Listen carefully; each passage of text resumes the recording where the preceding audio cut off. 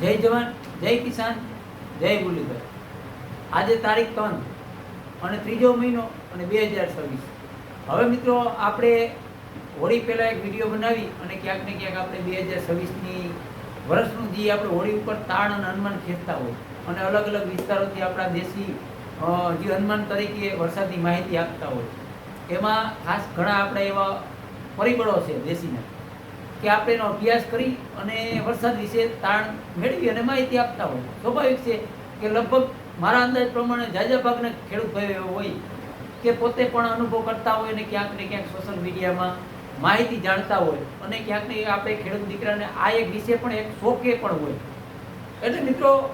આમ તો દેશીની અંદર જેટલા આપણા આગાહીકારો હોય કે દેશી આપણે જે વરસાદ વિશે જે જાણતા હોય એમાં જેટલા આગાહીકારો હોય ને જેટલું જાણતા હોય એટલું અલગ અલગ રીતે માહિતી કરતા હોય અને મેળવતા હોય। એટલે મારો કહેવાનો મતલબ એ છે મિત્રો કે હું જે જોતો હું જે અનુભવ કરતો હોય એ મારો એક નજરિયો અલગ હોય। જે ઘણા આપણાથી ઉંમરના મોટા છે અને ક્યાંક ને ક્યાંક ઘણા વર્ષોથી અનુભવ કરતા હોય પણ તેને પણ અનુભવ અને તાણ ક્યાંક અલગ હોય। એટલે એવું નથી કે આપણે એમ કહીએ કે હું જે કરતો એ જ હાસું છે, બીજા કરતા હોય ખોટું છે, પણ અલગ અલગ રીતે બધાય ક્યાંક ને ક્યાંક દેશી હનુમાનમાં અલગ અલગ રીતે માહિતી મેળવી અને અનુભવ કરતા હોય। તો કે દેશી છે કે આપણે બધા જાણીએ છીએ કે દેશી છે એ બેસ્ટ છે, કારણ કે કેટલા વર્ષો થયા આપણે જાણીને મિત્રો તો આપણા જે શેઢાની અંદર જે વનસ્પતિ છે એ ક્યાંક ને ક્યાંક આપણા શરીરની અંદર પણ ફાયદારૂપ છે। અને આપણે જોઈ જ છીએ કે ઘણા દેશ એવા પણ છે અને આપણા ખાસ કરીને ભારતના પણ ઘણા નાગરિકો એવા છે જે આપણા રસોડાની અંદર જે આપણે ખાનપીનની વસ્તુ છે, જે મસાલા જે આપણે જમીનમાંથી પકવી છે એવી ઘણી વસ્તુ છે કે જે આપણા શરીરને માટે ફાયદો કરે છે। પછી આપણી વનસ્પતિ છે જે આપણે શેઢે છે, પછી એવા ખળ છે તે પણ આપણે ફાયદો કરે, પણ ક્યાંક ને ક્યાંક આપણે આ વસ્તુ બધી છે આપણા દેશની અંદર એની આગળ આપણે ટૂંકમાં જાગૃતતા નથી અથવા આપણે જાણકારી નથી અથવા આપણે છે બધું પણ આપણે જાણવું નથી, આવું પણ છે। એટલે સત્ય વાત છે કે દેશી કસકાતરાની વાત કરીએ કે દેશી હનુમાન વરસાદની કહી કે દેશી ગમે વનસ્પતિની વાત કરીએ તો સત્ય એ છે કે આપણા દેશની અંદર જે વસ્તુ છે વિદેશની અંદર ક્યાંય નથી, આ પણ એક સત્ય વસ્તુ છે। પણ આપણે આજે વાત કરવાની છે કે હોળીનો પવન અને હોળીના તાણ ઉપર વરસાદનો કઈ રીતે વર્તારો કરતા હોય। તો મિત્રો આપણે સોશિયલ મીડિયાની અંદર તો બધા જાણી જ છે કઈ દિશાનો પવન હોય, કયા દિશામાં જતો હોય, આપણે બધાને જાણકારી છે, છતાં પણ આપણે જે આ હોળીનો આપણે ક્યાંક ને ક્યાંક હોળી 2 તારીખે પ્રગટાવી અને ઘણી વિસ્તારોની અંદર મને અલગ અલગ વિસ્તાર ફોન આવ્યો કે 3 તારીખે કદાચ કોઈક એવા વિસ્તાર હશે કે 3 તારીખે આજે પણ હોળી પ્રગટાવે, પણ મેં અનુભવ કર્યો મિત્રો અને મારાથી ક્યાંક ને ક્યાંક જે આપણા વડીલો છે જે શાસ્ત્રો જાણતા હોય ને વાંચેલું હોય એમના આગળથી મેં માર્ગદર્શન મેળવી કે ભાઈ આ 2 તારીખ ને 3 તારીખે તો આપણે હોળીનો પવન જોવો કઈ રીતે, તો ખરેખર 2 તારીખે છે એની માન્યતા વધારે પૂરતા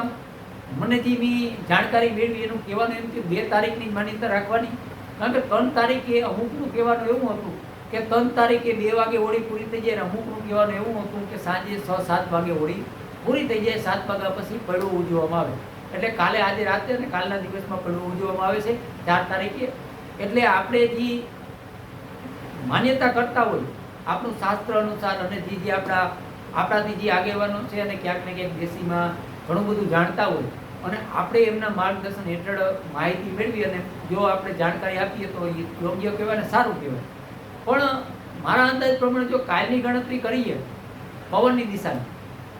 તો વધારે પૂરતો પશ્ચિમ દિશાનો અને વાયુ દિશાનો પવન વાયો હતો, એટલે ક્યાંક ને ક્યાંક હોલ ગુજરાત સૌરાષ્ટ્ર કચ્છની અંદર અલગ અલગ વિસ્તારોની અંદર મને પણ ક્યાંક ને ક્યાંક ખેડૂત ભાઈઓના મેસેજ અને ફોન આવ્યા હતા અને હું એની સતત નજરમાં હતો। તો 2 તારીખે જે પવન વાયો મિત્રો એમાં ખાસ મારા અંદાજ પ્રમાણે હું અનુભવ કરું એ વિશે તો ક્યાંક ને ક્યાંક 2026નું ચોમાસું અતિ ભારે વરસાદ, અતિવૃષ્ટિ અને ક્યાંક ક્યાંક અમુક વિસ્તારોમાં અતિ તીવ્રતા સાથે વરસાદ થાય અને ક્યાંક ને ક્યાંક પવનવાળો અને તોફાની વરસાદ પણ થાય અને કદાચ વાવાઝોડા થાય તેવા પણ સંકેત આ પવનના હિસાબે આપણે એક સંકેત મળે છે મિત્રો। એટલે કાલે જે 2 તારીખે પવન વાયો અને દિવસનું વાતાવરણ જે હતું એના અનુસાર 2026ના વર્ષની અંદર વરસાદમાં કંઈ ખામી ના રહીએ, વરસાદથી કોઈ ખામી ના રહીએ, બાકી રોગ જીવાત ને એ કોઈ પણ આવે અને કે ઉત્પાદનમાં ખામી રહીએ તો બીજા નંબરની વાત છે। પણ વરસાદથી કોઈ 2026નું વરસમાં ખામીનારી વરસાદ પુષ્કળ થાય એ આપણે હોળીનો પવન જીવાયો 2 તારીખે એ અનુસાર આપણે માહિતી આપીએ. અને કદાચ આપણે આજે 3 તારીખનું લઈ મિત્રો તો પણ ક્યાંક ને ક્યાંક આજે થોડુંક આપણે એમ લાગે કાલે 2 તારીખથી થોડુંક અનફિટ હતું, પણ કારણ કે મેં જે અમુકને તમને માહિતી આપી કે જાણકાર વગરથી જાણકારી મેળવી તો 2 તારીખની માન્યતા આપે એટલે ક્યાંક ને ક્યાંક જે દરિયાકાંઠો સૌરાષ્ટ્રનો, પછી કચ્છના ખાડી વિસ્તાર પટ્ટો,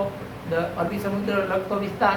અને દક્ષિણ ગુજરાત એમાં ખાસ કરી અને પુષ્કળ પ્રમાણ વરસાદ થાય હોળીના પવન હિસાબે, અને ક્યાંક તોફાની વરસાદ થાય અને ક્યાંક વાવાઝોડાના પણ ભય રહીએ. એટલે આવું તાણ હોળીનું નીકળ્યું. અને બીજા સૌરાષ્ટ્રના વિસ્તારો અને ઉત્તર ગુજરાત, મધ્ય ગુજરાત સરેરાશ મીડિયમથી સારું ચોમાસું જાય તેવા પણ સંકેત છે, પણ દરિયાકાંઠામાં વધારે વરસાદ થાય. અને મિત્રો ખાસ કરી અને જે આપણે આ હોળીનો અનુભવ કર્યો એ રીતે હજી મેં તમને આગળના વિડીયોમાં કીધું કે 3 માવઠા છે, ત્યારે પણ દનિયા બેસે છે. એ માવઠા કઈ દનિયામાં આવે ઘણા એવા, પણ મારા અંદાજ પણ હું અનુભવ કરતો હતો અમુક દનિયામાં વરસાદ થાય તો ક્યાંક ને ક્યાંક કસ કાતરા ફેર થઈ જતા હોય દનિયા બગડે એટલે એ પણ આપણી સતત નજર છે. એક દેશી અંતરમાં એક હોળીના પવનથી આપણે કેવું થાય નક્કી ના કરી શકીએ, અને કેટલા ટકા વરસાદ થાય એ પણ નક્કી ના કરી શકીએ. આમાં ઘણું તાણ મેળવવાનું હોય. છેલ્લે હજી ગુણાકાર બધા પૂરા થાય ત્યારે આનું 100% રિઝલ્ટ નીકળે. તો અત્યારે સારા સમાચાર એ છે કે હોળીનો પવનના સારા સંકેત છે. હજી આપણે દનિયા નખાત્રીનો પવન જોઈ અને સચોટ તાણ આપ્યું, પણ મારા માટે તો દનિયા મહત્વ છે અને 3 નક્ષત્ર